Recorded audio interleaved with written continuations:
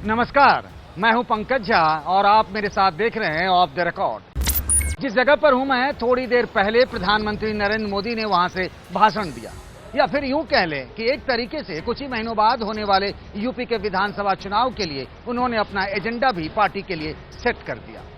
अलीगढ़ में उन्होंने राजा महेंद्र प्रताप सिंह के नाम पर एक यूनिवर्सिटी का शिलान्यास किया, जिसके बारे में 2019 में यूपी के सीएम योगी आदित्यनाथ ने इसका ऐलान किया था। इसको लेकर वाद और विवाद होते रहे। वैसे भी अगर देखें ना, तो चेहरों और प्रतीक और नाम के पीछे ना राजनीति आजकल खूब हो रही है और बीजेपी ने तो इसमें महारत हासिल कर ली है। आज जब मंच से प्रधानमंत्री नरेंद्र मोदी राजा सुहेलदेव राजभर का जिक्र कर रहे थे, या फिर उन्होंने यूपी के पूर्व मुख्यमंत्री कल्याण सिंह को याद किया यहां पर भावभीनी श्रद्धांजलि देते हुए, या फिर राजा महेंद्र प्रताप सिंह को याद किया, तो इसके पीछे सियासत भी है और वो साफ भी है, क्योंकि चुनाव है और जब ये सब चीजें नहीं होंगी तो फिर जीत हार कैसे होगा। आप जानते हैं कि बंगाल के चुनाव में भी बंगाली अस्मिता और प्रतीक का इस्तेमाल किस तरीके से प्रधानमंत्री नरेंद्र मोदी की अगुवाई में बीजेपी ने किया, लेकिन वहां दांव चला नहीं, या फिर कह सकते हैं कि बीजेपी की दाल गली नहीं, ममता बनर्जी वहां भारी पड़ी। अब एक बार फिर से यूपी के चुनावी अखाड़े में उन प्रतीकों को, उन सम्मानों को और उनके सहारे अपनी राजनीति चमकाने की कोशिश की जा रही है। आप जानते हैं कि पश्चिमी यूपी में जिस तरीके से किसान आंदोलन तेज है और एक तरीके से जाटों के बारे में बताया जाता है कि वो नाराज है, उनकी नाराजगी कोई पहली बार नहीं आई है। आपको बताएं कि 2017 के विधानसभा चुनाव से पहले भी यह हालात थे, 2019 के लोकसभा चुनाव से पहले भी यह हालात थे, 2013 के मुजफ्फरनगर दंगों के बाद जाटों ने झोली भरकर बीजेपी के समर्थन में वोट दिया। लेकिन जैसे जैसे किसान आंदोलन तेज हो रहा है और चौधरी अजीत सिंह के नहीं रहने के बाद से जाट जो है बीजेपी के लिए मुसीबत बन सकते हैं, और इसीलिए उनको साधने के लिए, क्योंकि राजा महेंद्र प्रताप सिंह जाट बिरादरी के थे, उनका बड़ा मान सम्मान है, इसीलिए उनके नाम पर एक स्टेट यूनिवर्सिटी का शिलान्यास करने का ऐलान कर दिया गया।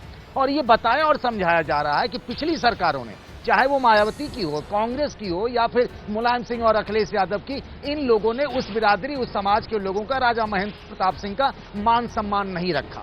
वैसे एक बात यह है कि राजा महेंद्र प्रताप सिंह के बारे में जो कहा जाता है, 3-4 चीजें साफ कर दूं। जब 1977 में AMU, जिसको सर सैयद अहमद ने बनवाया था, उसके जब 100 साल पूरे हुए थे, तब भी राजा महेंद्र प्रताप सिंह को बुलाया गया था।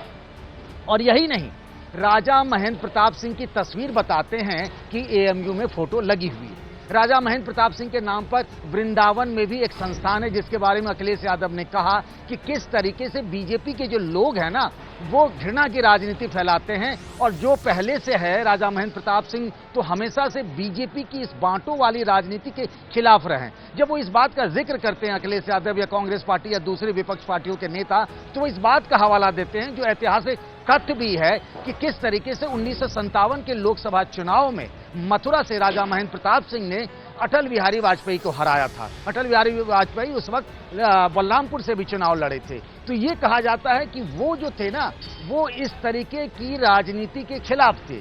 तो 2 तरीके की तस्वीरें पेश की जा रही है। वैसे अगर आप देखें तो एक एक करके कई सारे प्रतीकों और महापुरुषों को बीजेपी ने अपने लिए अपना लिया, उनको अपना बना लिया। सरदार वल्लभ भाई पटेल का देखिए, वो कांग्रेस के नेता थे, और सरदार वल्लभ भाई पटेल जैसे आइकॉन आज बीजेपी की तरफ देखिए और समझे जाते हैं, जिस तरीके से उनको अंगीकृत किया बीजेपी ने नरेंद्र मोदी अमित शाह की जोड़ी के तौर पर देखिए। इसी तरीके से राजा सुहेलदेव की बात हो रही है, बहराइच में उनके नाम पर स्मारक और पार्क और तमाम चीजें, मेडिकल कॉलेज खोलने की बात हो रही है, और राजा सुहेलदेव जो है राजभरों के मान सम्मान के प्रतीक माने जाते हैं। जिस तरीके से ओम प्रकाश राजभर एनडीए के कैंप से छिटके हैं, और पूर्वांचल में जैसे करीब 70-80 सीटें हैं जहां राजभरों का दबदबा है, करीब 40 ऐसी सीटें हैं जहां राजभर जीत हार तय कर सकते हैं, तो उनको मनाने, समझाने और अपना बनाने के लिए भी एक तरीके से पीएम नरेंद्र मोदी ने मंच से राजा सुहेलदेव का भी जिक्र किया है।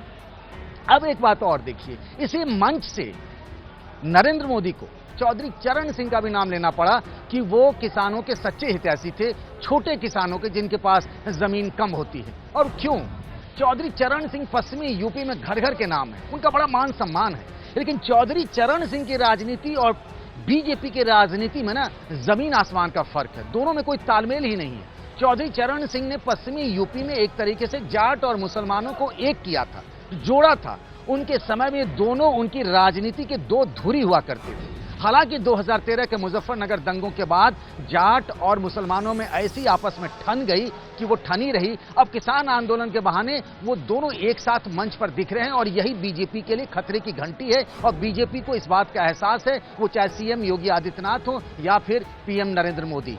तो मंच से चौधरी चरण सिंह को भी श्रद्धांजलि उनको सुमिरन करना पड़ा। तो एक बहुत बड़ी चुनौती है पश्चिमी यूपी में। अगर बीजेपी को जीत हासिल करनी है तो जिन मान सम्मान प्रतीकों की बात की जा रही है, नरेंद्र मोदी ने एक तरीके से वही एजेंडा और वही सेट टोन किया। लेकिन एक बात देखिए, 2-3 चीजों की बात कही प्रधानमंत्री नरेंद्र मोदी ने। आज एक ऐसी कहानी का जिक्र किया जिसकी भी बात दूर दूर तक जाएगी, लेकिन उसके क्या राजनीतिक मायने, थोड़ी सी जिलेबी जैसे घुमावदार अभी समझ में आ रहा, मुझे भी पता नहीं उसके पीछे उनकी क्या सोच रही होगी।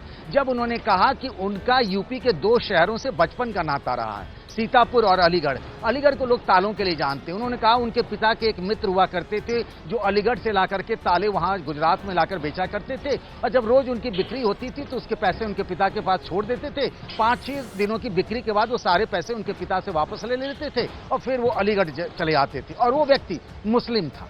तो यहां वो एक दूसरी तरीके की नैरेटिव सेट कर रहे हैं नरेंद्र मोदी। तो आज जो एक लबो लुबाव रहा कुछ, वो उसमें यह समझ कर आ रहा है कि एक तरीके से उनकी नजर उन वोटरों पर है जो 2014, 2017, 2019 के चुनाव में जो बीजेपी ने हैट्रिक लगाई ना यूपी में, चाहे लोकसभा और विधानसभा के चुनाव, वो था सामाजिक समीकरण। यहां भी उनकी नजर ओबीसी वोटर्स पर है, जाटों पर है। फिर कल्याण सिंह का जब उन्होंने याद किया तो एक तरीके से लोध पर भी है। जब वो सुहेल देव राजभर को याद करते हैं तो वो भी पिछड़ों की बात होती है। फिर वो एक तरीके से पूरे हिंदुत्व समाज की भी बात करते हैं जब वो कल्याण सिंह का चेहरा याद करते हैं।